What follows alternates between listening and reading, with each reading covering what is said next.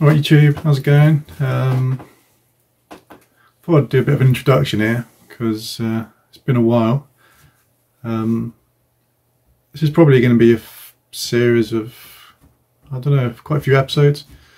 It started off as me taking the inlet manifold off to replace those 6 or so hoses and pipes for the heater underneath, and then drop in the sump to put some locking wire and what have you on the oil pump nut. So I've done a few other things while it was apart, and then kind of life got in the way, and I've been doing a lot of DIY on the house and just not really spending as much time on the car as I wanted to.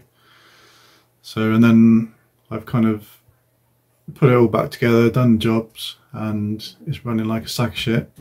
So I've had to take it all apart again, but this will be explained throughout the different episodes. So stick with it. I'll try and keep them brief so we don't get snowed under by huge long episodes. But yeah, this first one is just how you strip the intake to get the inlet manifold off. We'll take it from there. So you want to disconnect your battery, because we're going to be unplugging electrical stuff in the engine bay. I've just done the red one as well. You'd normally just do the negative, but I've done the positive because I'm just about to charge the battery. It's just a bit easier to get those clips on. Okay, so the intake scoops come off. I think there's just 2 of those little plastic trim things. I think there was one over this side. You just unplug it from the airbox, and then you've got your 2 10mm bolts for the airbox, and then there's a couple of clips.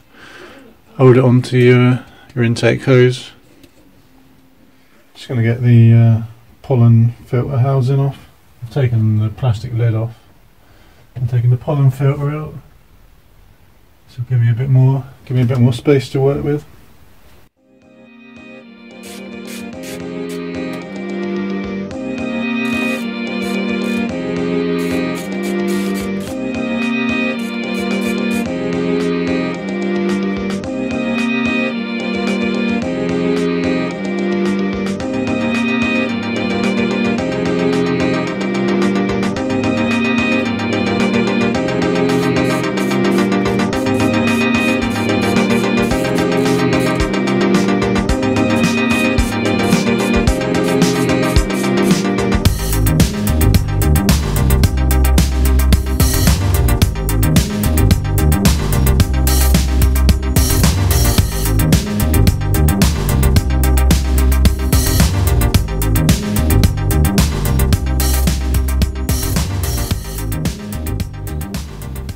Okay, so we're just going to keep taking the intake hoses off with a dicer valve. Take this bit of plastic off. Well, I think you need to take this off to better get the dicer valve out easily. So let's just start taking some stuff apart. So we're just going to use a 6mm to get some of these Jubilee clips off.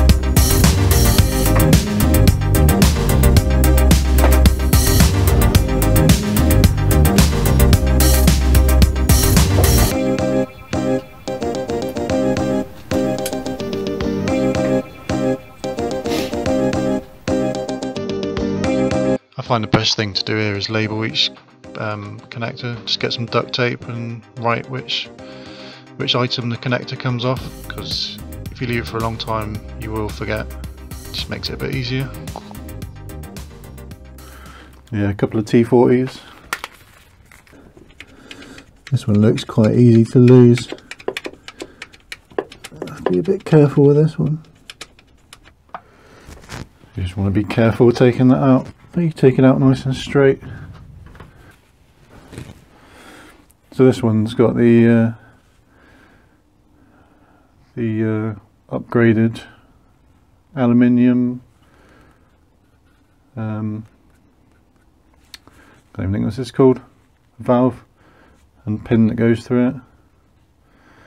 So yeah, still looks pretty good condition. Tape those 2 bolts to it. I'm just making a list of what order I do everything in. Just try not to forget to put something back together. I'm going to remove the lower intake hose now.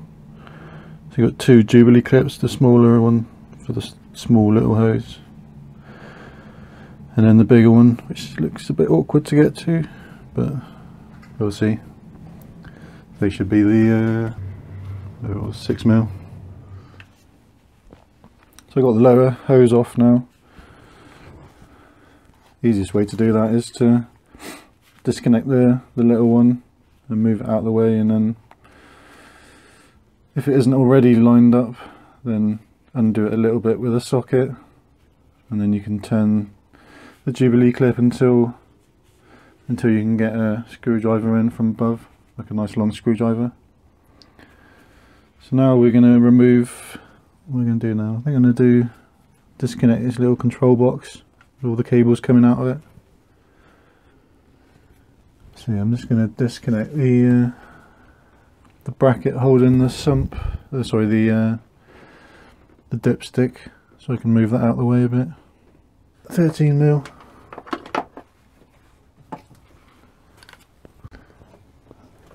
Stick that bolt back in so I don't lose it. Right, so what have I just done? Good question. I've taken 2 10mm nuts and a 10mm bolt. So I think that was a 10mm nut, and there's another one below the throttle body. It's another nut, and then there's a 10mm bolt. So I think this little, I don't know what it's called, it's got a lot of cables coming out of it, so some kind of housing for all the cables, so that's pretty loose now. I've just undone 2 T40 bolts, just there and there on the bracket, same bracket that was connected to this little control box thing underneath. So I've undone those 2, and then I've undone 4 10mm bolts from the throttle body. Nice big long ones, just a little bit of thread. Doesn't take much to undo them. This means they're easier to pull out, so you can get a bit of purchase on them before they disappear under the engine. I think I'm going to have to get the dipstick out of the way. So I found out when I took the inlet manifold off the second time that I don't actually need to remove the dipstick. So yeah, just leave it there where it is. Makes it a bit easier, unless you want to take it off anyway and change the little seals in it. Looks nice and clean down there. And I've just disconnected the one of the pipes, that braided one, from the CCV valve. If you do take the dipstick out, remember to fish out the little rubber seal that gets left behind underneath.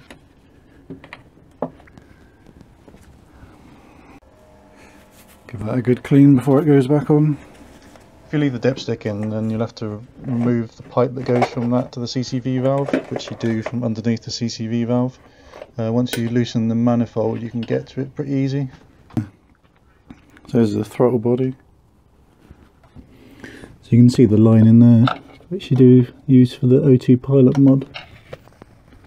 That runs to a vacuum line at the back of the intake, which you can do without taking most of this off. It's easier when you've got little hands, eh? I've just stuffed a bit of cloth in the hole the dipstick came out of, just to stop any bits going in. Need to take the connectors off first for the power. So these clips are a bit of a pain in the ass. I've disconnected that connector there and this one in the middle. This is so awkward. So after much pissing about, I've got the connector for the connections off the fuel rail. So there's the clips. So you can get a better look at the clips there. This little bit in the middle where you can see a gap there, that bit of the metal clip goes round. A tiny little notch sticking out on the side of that connector. You can just see it from that angle. So that little notch is the bit that pokes out of that hole there. That metal clip stops it from coming off. Lever the clip out with a screwdriver, and once you can feel the first one sort of release a little bit, move on to the second one and keep working your way along. The last three are a bit awkward. Okay, so now I'm going to be taking the fuel rail off and the associated power supply or control unit, whatever this is, that runs parallel with it. So you're going to get a much better DIY if you want to watch like the 50s kid.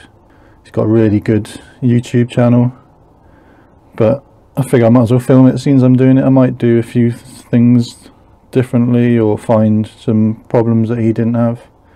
See, I'm going to be replacing the water hoses, the coolant hoses that run to the heater underneath, which I don't think he did. And I'm also obviously going to be doing the CCV, which he did do, and then cleaning like the throttle body and the idle valve. What I'm going to do is release any pressure in the fuel rail. I can't imagine there'd be much, seeing as it's been stationary for ages. So I'm just going to get a little torque bit, not too big, and just push that in there.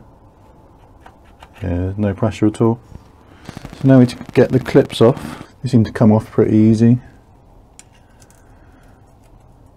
What I might do is have my magnet ready to catch them. I think one of the most useful tools you can have with working on a car is a magnet to catch all those bits you drop. These last ones are going to be a bit of a pain in the ass. Let's see if moving these cables will help.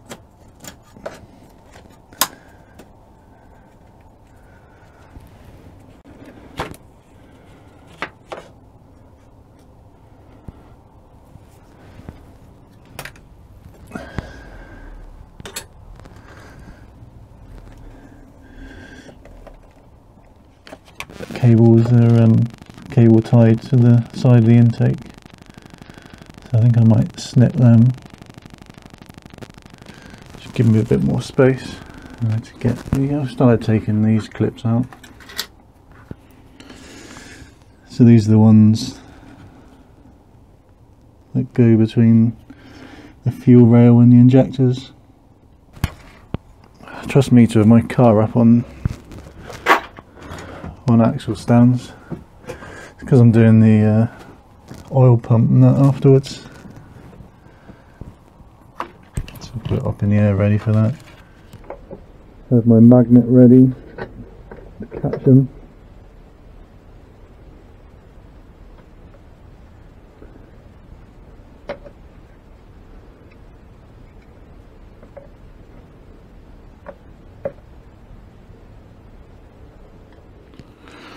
Okay, so I've finally got that last clip off.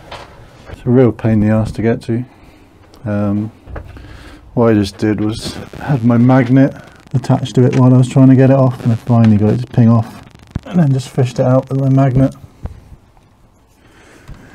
We've got these, how many are there? 4 10mm bolts holding the rail in.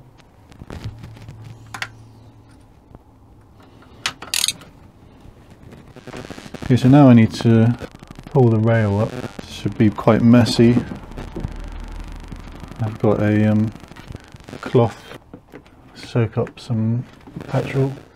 So there should be, was it 1, 2, 3, 4, 5, 6, 7, 8, 9 possibly of these. I believe they're 11mm, and then we've got a 16mm nut down there. So I might take the 16 off first. Probably need quite a long extension for that one. Grab my magnet ready. There we go. So it's got like a built-in washer. So you don't need too much of an extension. Seem to make a bit of a cracking sound when they undo. The longer extension's actually easier. Yeah, these ones have inbuilt washers as well.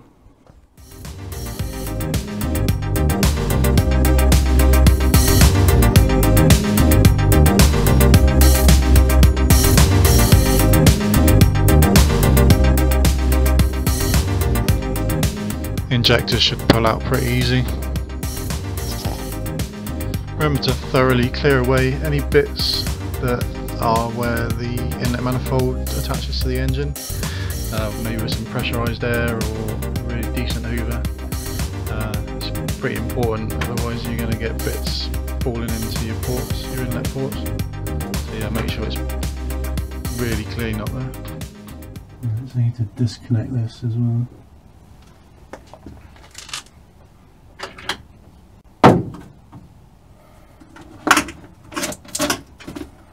Disconnect the power cable and then sort of thread it through the inlet manifold, sort of bit by bit as you lift it away.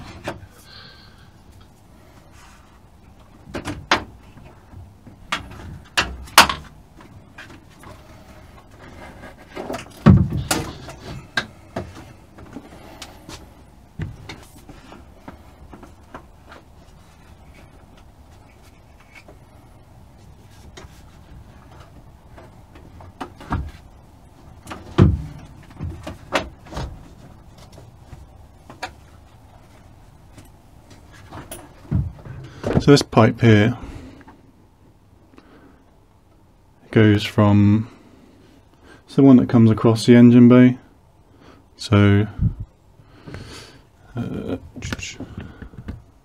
one that comes across here. So that's stopping the intake coming off. It's one of these pain in the ass clips, which seem to get them to open if I've got quite a small screwdriver, and then I poke it in vertically and then turn it, and it seems to start releasing the first of these. Because what you've got is like a few little dimples. It's not going to be very clear. Let me grab a torch. So you've got these little dimples on it which slot into these holes. So yeah, I find if I put a little screwdriver in vertically into there and twist it, and it starts to release the top two, and then you have to get another screwdriver in as a gap forms and just prise them apart. I'm just going to put a Jubilee clip back on that when I want to put it back on. So that's the hose I've just unplugged that comes across the engine bay. Then there's just this vacuum line, I think it's a vacuum line. I've just unplugged that, I've just like a few inches of rubber, and then the rest of it's plastic. And the other thing attached is the line that runs to the O2 mod, which runs to the CCV valve. In hindsight, to make things a lot easier, I was trying to get away without disconnecting this. So this is the one that runs along above the engine. So I would remove that clip like I did with the one that was underneath the intake. Move that, replace it with the Jubilee clip afterwards, and then you can just move it out of the way. It makes it a lot easier. Just gonna cover all the intake ports. Thanks for watching as usual. Sorry the sound was a bit naff in that. Please like and subscribe if you haven't already. There's lots more to come. That was just the tip of the iceberg.